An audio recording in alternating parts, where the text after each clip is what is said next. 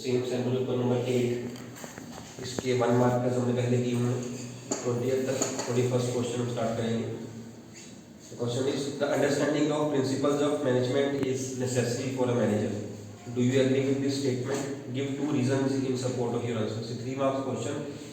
पहला जो 1 नंबर है उसका यही है, do you agree with this statement? Answer is of course yes, तो 1 मार्क यही बन गया आपका।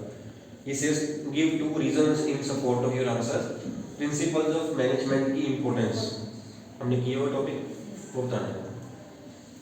कोई 2 पॉइंट्स बाकी है, कर लेना। provides manager with useful insight. Useful insight. Insight मतलब उसको देखना, है ना?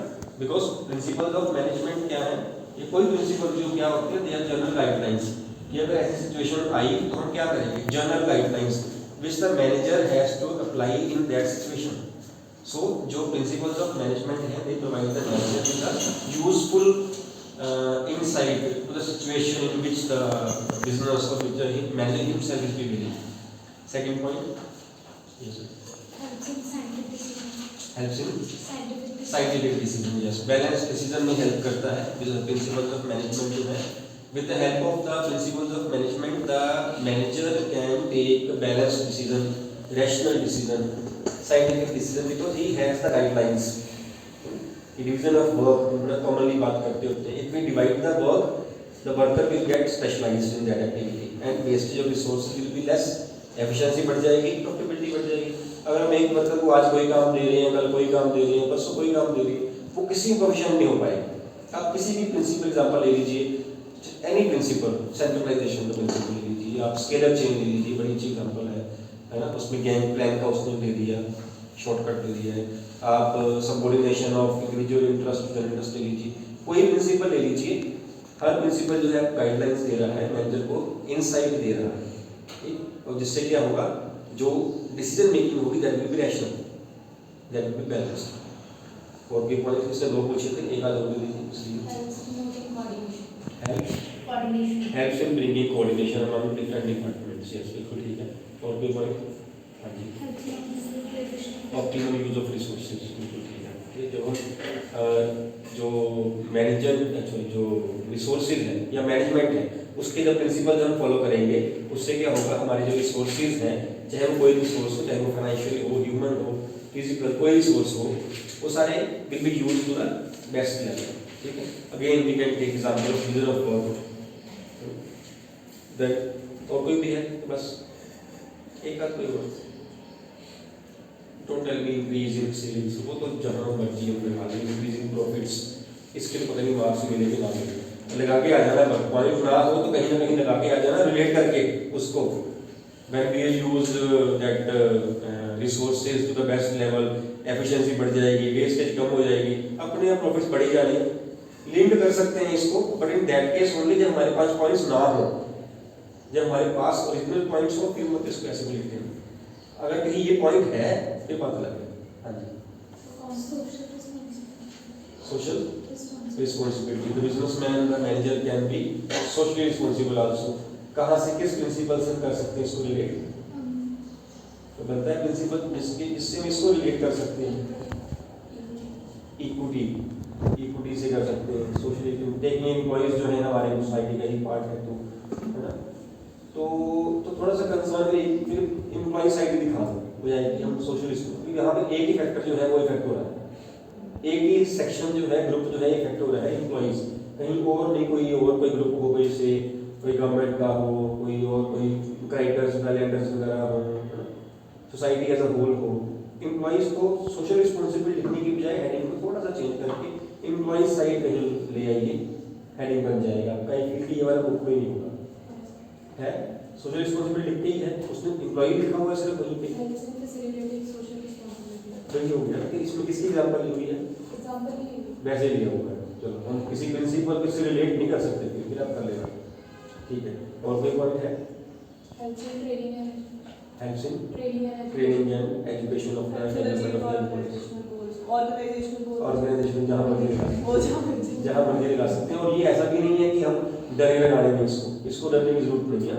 इंक्रीजिंग प्रॉफिट, इंक्रीजिंग सेल, तो लगाना ही पड़ेगा, सोच के लगाना पड़ेगा। ऑप्टिमम यूज ऑफ रिसोर्सेज, ऐसा पॉइंट है जो कहीं भी लगा सकते हो, पर ये ना हो कि 6 क्वेश्चन करने हो आपने ऐसे वाले 6 पॉइंट लगाए, कहीं ना कहीं थोड़ा वेरी करना है ना। ऑर्गेनाइजेशनल गोल तो हर जगह लग ही सकता है, बिकॉज सारे के सारे principles of management, functions of management जो है हर एक की इंपॉर्टेंस में ये पॉइंट सुटेबली आ सकता है। मैनेजमेंट के फंक्शन की इंपॉर्टेंस में, मैनेजमेंट के इंपॉर्टेंस में ये 8 टॉपिक्स आपके पास आ गए जिसमें आप इसको फिट कर सकते हैं।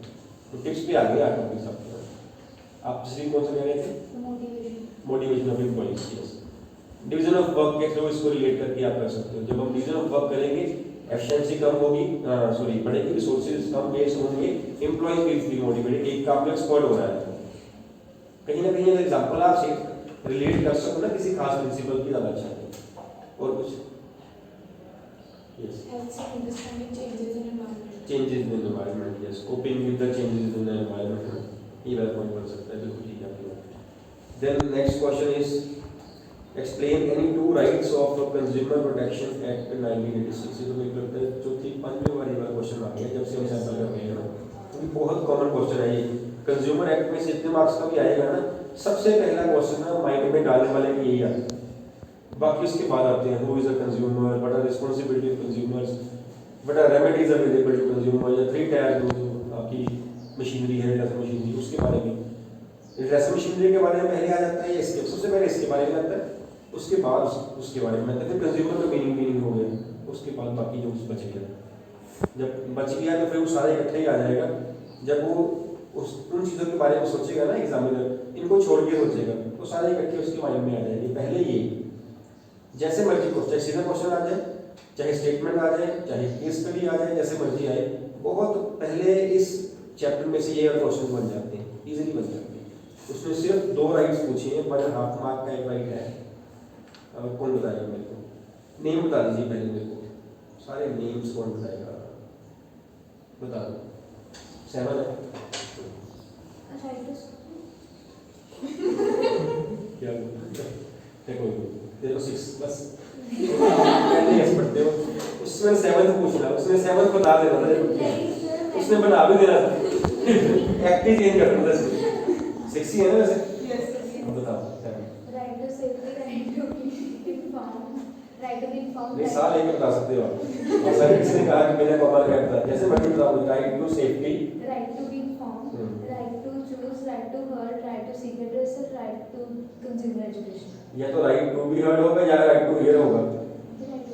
Right to be heard, right to heard नहीं लगता है। कैसे करते हैं? टू के बाद फर्स्ट फॉर्म लगती है, बी के बाद हर्ड, ऐसे होता है। राइट टू बी हर्ड, उसको सुना जाए। राइट टू हियर नहीं, वो सुने, वो सुनते हैं चाहे कंज्यूमर है, सुनेंगे। सो ये 6 राइट्स है। Right to safety, right to be informed, right to choose, right to seek redressal, right to be heard and right to consumer education. कोई नहीं एक्सप्लेन करनी, मैंने एक एक्सप्लेन कर दिल के साथ कोई भी एक। Right to choose, right to choose, sir consumer has full right to choose between different products available in the market. Different products and सिर्फ सर्विसेज नहीं, प्रोडक्ट्स जब हम यूज करते हैं ना word product, it means goods and services. आप कहीं bank में जाओ ना, इंश्योरेंस सेक्टर में जाओ, वहाँ पे आप जाओगे तो तब हमारा नया प्रोडक्ट आया है, means services. Goods and services mean product, ठीक है। Right to choose from different products, products को और वास्ट करें, मींस अगर आपने शैम्पू परचेज करना हो तो you have a right to purchase इधर हेड एंड शोल्डर और सनसिल्क और लॉरियल और डव और जो आगे ये राइट है, या और भी इसके अलावा भी कुछ इसमें ऐड करोगे? साइजेस में, क्वांटिटी में भी है, वहाँ भी है ना। अलग अलग साइज, अलग अलग उसकी क्वांटिटी मिलती है। 1 रुपये के पाउच से लेकर 1-2 रुपये के पाउच से लेकर लीटर की बोतल भी मिलती है, उसका भी साथ में कहीं मेंशन कर देना। सिर्फ ये नहीं कि ये आपके वाला गलत है, साथ में ये ऐड करना, बिकॉज यहाँ पे हम मोनोपोलिस्टिक कंपटीशन की बात करते हैं। एक कंपनी नहीं होगी, अगर सिर्फ यहाँ पे एक कंपनी से सनसिल्क होती है, शैम्पू बना रही होती तो सभी सनसिल्क ही यूज कर रहे होते तो मोनोपोली होगी, तो जो मर्जी रेट चार्ज करती है आपसे, जैसा मर्जी आपको सामान देती। मोनोपोली तो कभी कहीं नहीं होगी, होगा तो मोनोपोलिस्टिक कंपटीशन ही, ठीक है। Means he has the right to choose from different products and different varieties, different sizes, different quantities हम कह सकते हैं, ठीक है। जैसे हम दूसरे में बात कर रहे थे, अगर शैम्पू मैंने चेंज करना हो तो मैं लीटर की बोतल लेके आऊँगा, मेरे को सूट करती कि नहीं करती, मैं छोटा पाउच लेके आऊँगा, एक दो बार लगा के देखूँगा, हाँ इससे मेरे बाल सही हो जाते हैं ना, सिर्फ की सोच मैं फिर लगा लूँगा, मैं फिर ले आऊँगा। उसके बाद अगर मैं देखूँ कि मैंने इलेक्ट्रिक बोर्ड लेके आऊँ, मैं 500-700 वहाँ पे लगा दूँ, बाद मेरे को सूट ही ना करे, तो बाकी का मैं क्या करूँगा। I have a right to check it also कि मेरे को चूज सेट वो सूट कर रहा है कि नहीं कर रहा। मोreover मैनी पर्सन्स आर सब जो बड़ी बोतल नहीं परचेज कर सकते, उसके लिए किया छोटे पाउच, ठीक है। दोनों बातें जो है वो लिखनी है आपने, वैरायटी ऑफ प्रोडक्ट की और क्वांटिटी की बात भी यहाँ पर। एक और संजीत क्या बताइए, संजीत इन बाकी बचे 5 में से कोई एक राइट टू एजुकेशन बता दो। A proper education, a should be proper given to the child ranging from 5 years to 14 years। अब तो ये भी खत्म हो गया, अब तो नई एजुकेशन पॉलिसी आ गई है, उसने कुछ और ही कह दिया। राइट का नेम क्या है? एजुकेशन, यही है। हाँ जी, right to consumer education. Yes, जब से ये मतलब हमारी क्लासेस स्टार्ट हुई ना ऑफलाइन में, तब से बोल रहा हूँ राइट टू एजुकेशन नहीं लिखना है, राइट टू कंज्यूमर एजुकेशन लिखना है। बुक ने क्या लिखा है छोड़ो, कहाँ देख रहे हैं, किसने लिखा है, तो सही कर लो उसको, राइट टू कंज्यूमर एजुकेशन। बताओ इसके बारे में, इसके नाम में 2 मिनट वेस्ट हो गए। राइट टू बी इन्फॉर्म्ड, यही 2 मिस्टेक्स हम तब भी करते हैं एग्जाम में, यहाँ भी करो। राइट टू इंफॉर्मेशन कुछ और है, राइट टू एजुकेशन कोई और है। हमारा जो कंज्यूमर के राइट की बात है, राइट टू बी इन्फॉर्म्ड और राइट टू कंज्यूमर एजुकेशन है। अब थोड़ा ऊंचा इन्फॉर्म्ड क्या है? proper information देनी प्रोडक्ट के बारे में, उसका साइज, वेट, प्राइस, कहाँ देनी?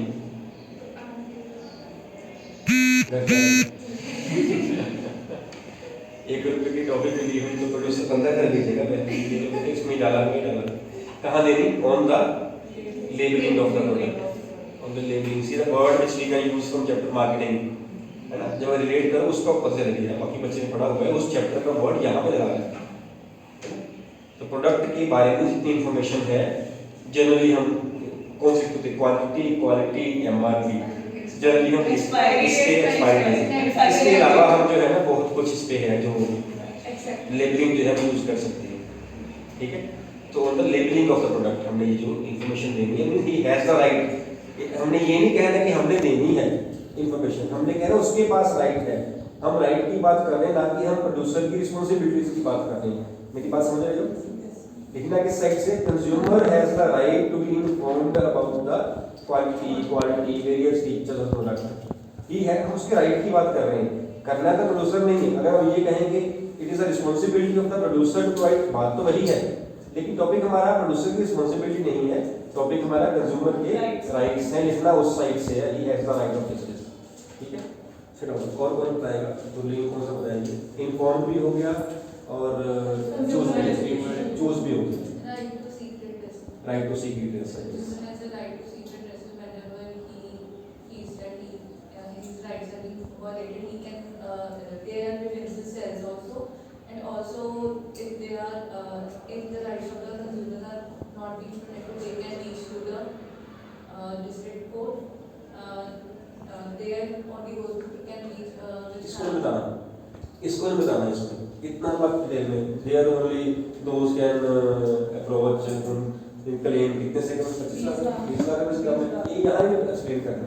अगर टॉपिक ही आ गया 3 टायर मशीनरी के बारे में बताइए, फिर आप एक्सप्लेन कर देना depending on the marks stream. यहाँ बताने की जरूरत नहीं है, एप्रोप्रिएट फॉरम बस खत्म, है ना। एप्रोप्रिएट फिर that is district forum, state commission, national, that's all. यहाँ इसको एक्सप्लेन करने की नहीं है बात में, यहाँ जरूरत नहीं। यहाँ राइट के बारे में बताना है हमने, जितने को मार्क्स का जाएगा ना सभी ये मटेरियल बन जाना है, जो बोल दिया है बन जाना है। इसको एक्सप्लेन करना शुरू कर दोगे डिस्ट्रिक्ट फोरम को तो फिर आप बहुत दूर निकल जाओगे। इसकी यहाँ पे रिक्वायरमेंट नहीं है। फिर कितना एक्सप्लेन करोगे, सारा बोलोगे। फिर वो नंबर ऑफ पर्सन कितने होते हैं, at least 1 member, human member and सब बताओ इसके बारे में। नहीं बताना, जरूरत नहीं है। एक राइट जो आएगा ना आपको, अगर वो क्वेश्चन 3 मार्क्स में आ गया तो 3 में आ सकता है, इसमें यहाँ 2 डाल दिए हैं 3 में, 1.5 है 1.5 करके। 4 में आ सकता है तो 2 मार्क्स में आएगा 1, है ना। 6 मार्क्स तक आ गया, 3 में 1 आएगा, मोर देन सफिशिएंट मैटर बोल दिया यहाँ पे। इसको फॉरम्स को यहाँ ये एक्सप्लेन करना है, मेंशन जरूर कर देना एप्रोप्रिएट फॉरम, दैट इज ये अपने वर्ड यूज करके एप्रोप्रिएट, तो हमने बता दिया कि हम बता दिया है हमने, ये 3 फॉरम्स हैं, उसकी कंडीशंस अलग अलग है, ठीक है। और एक और बताना है किसी पर अगली right to safety, yes. On to this right, consumer has right to save license from the products which are hazardous to life or which can disrupt the property.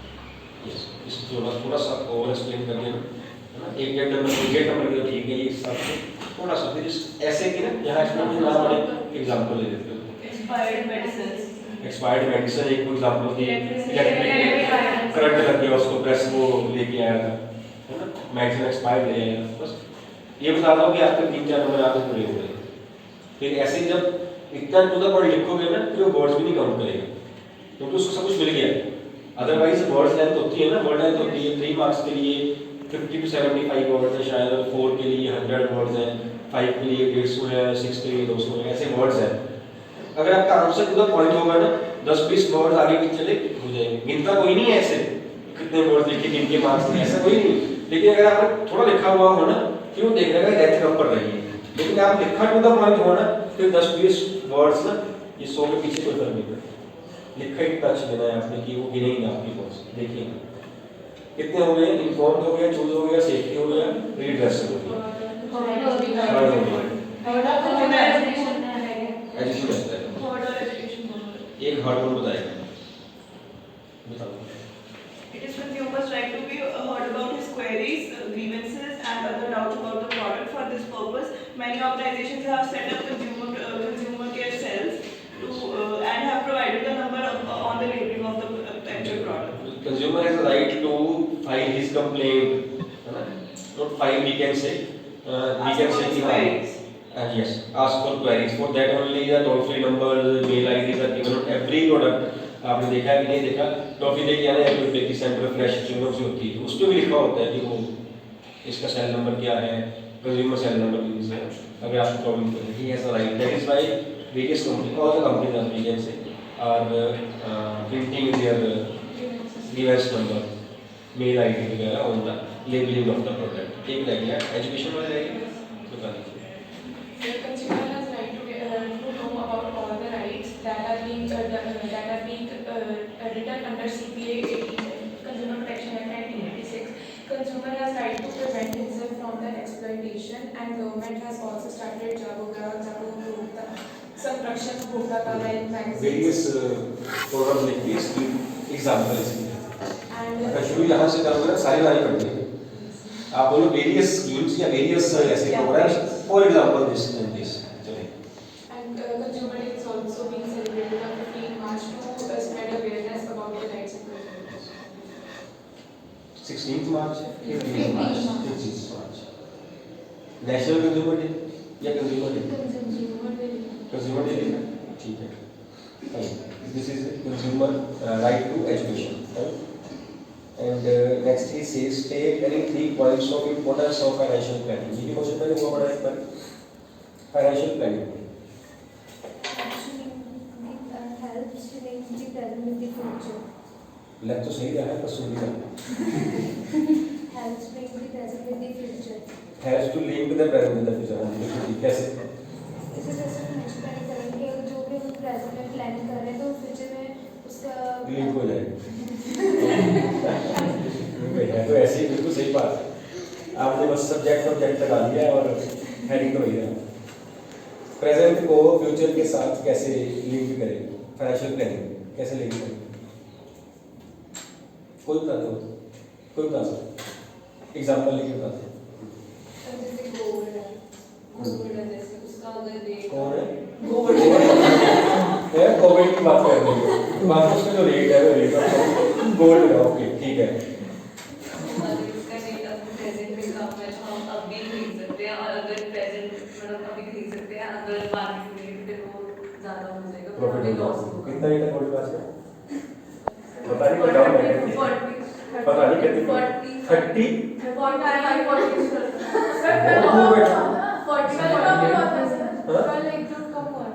इतना? 39 40 के करा 42 तक जाएगा। तो सेकंड पॉइंट बताओ कि वो लेते जाएंगे। Point number 2, importance of financial planning. Better management of finance. बिल्कुल ठीक है। कर लोगे एक्सप्लेन ये पॉइंट से उसमें Absorbing shocks of economy. Absorbing shocks of economy, जैसे पॉइंट है एब्जॉर्बिंग शॉक्स ऑफ जो इकोनॉमी में अप्स एंड डाउन आते हैं, अगर हमारी फाइनेंशियल प्लानिंग होगी तो हम उसको इजीली जो है उसको एब्जॉर्ब कर सकते हैं। ये शॉकर एब्जॉर्बर हम एग्जांपल लेते होते हैं, जैसे अगर आप साइकिल पे बैठो ना, शॉकर के बिना वाला साइकिल, शॉकर वाला साइकिल, या रिक्शा पे बैठो, तो जैसे वो आते हैं ना स्पीड ब्रेक पे जब खड्डा आता है, हम भी ऐसे उछलते हैं। आप कहीं बाइक पे या कार बैठा उतने नहीं उछलते, कारण उसमें लगे होते हैं शॉकर एब्जॉर्बर। शॉकर जो शॉक का एब्जॉर्ब कर लेते हैं, आपको नहीं फील होने देते। अगर फाइनेंशियल मैनेजमेंट हमारी अच्छी है, प्लानिंग हमारी अच्छी है, in case of any ups and downs in the economy, हमें उतना नहीं फील होगा जितना उस बिजनेसमैन को फील होगा जिसकी फाइनेंशियल प्लानिंग अच्छी नहीं है। ठीक, कोविड की एग्जांपल अभी हमारी से। Next question, state and 3 factors affecting financing decisions. Financing decision होते कौन से? पहले ये होता है financing decisions are a part of dash decisions. Financing के अलावा कौन से होते हैं दो decisions? Now coming to financing decision only, we will discuss investment and financing that division. Financing decision कौन से होती है, इसमें क्या देखते हैं और कोई जी